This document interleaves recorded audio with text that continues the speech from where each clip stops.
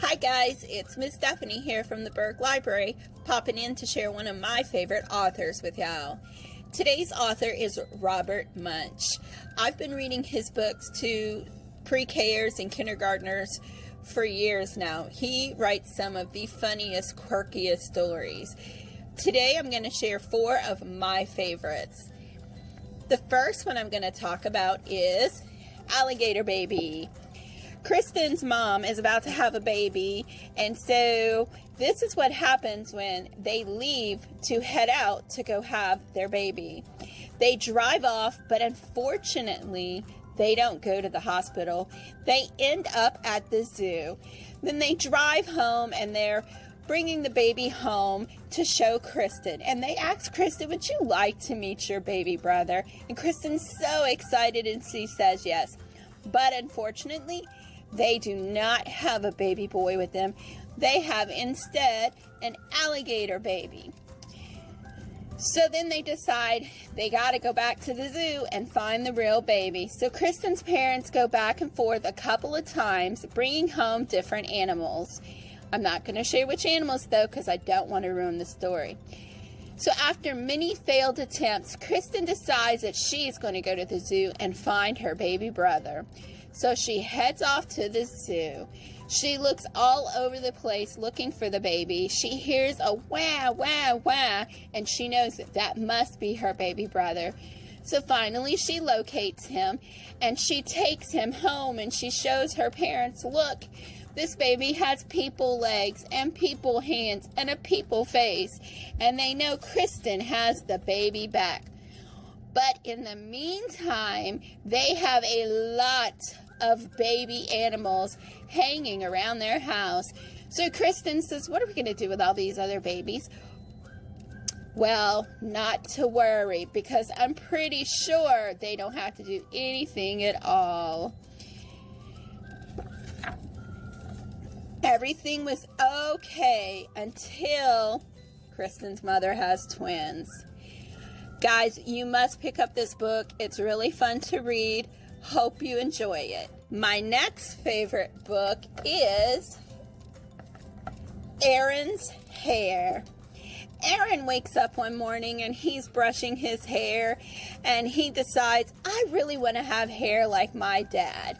So then he starts to grow it out so he can have hair just like his dad. But then he begins to have problems.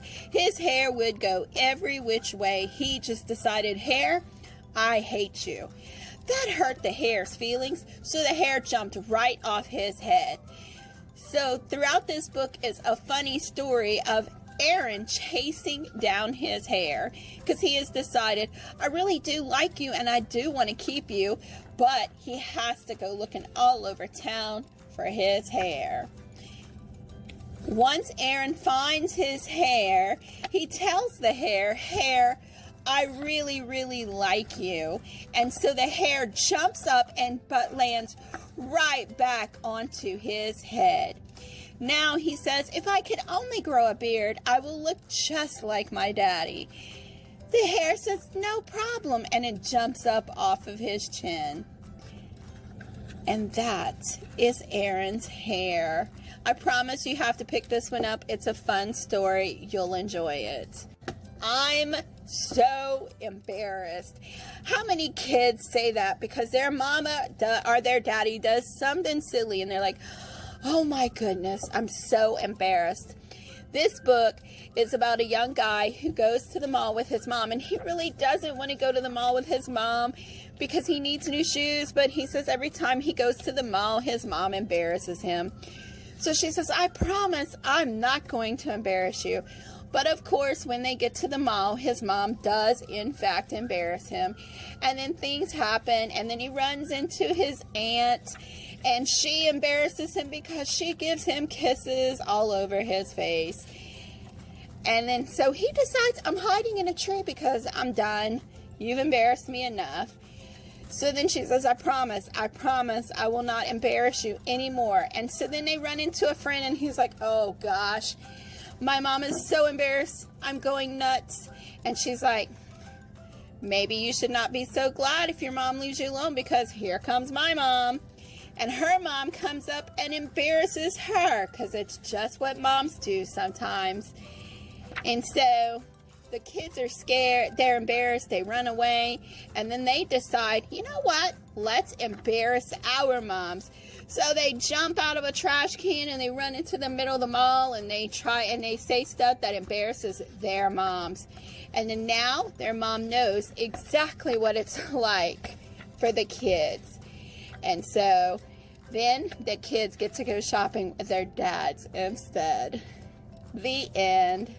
And for my last favorite story, it's Stephanie's Ponytail. I love this story. It's so funny. Stephanie decides she wants a ponytail, so her mom gives her a ponytail. She goes to school and none of her kids have a ponytail, so she wants one right out the back.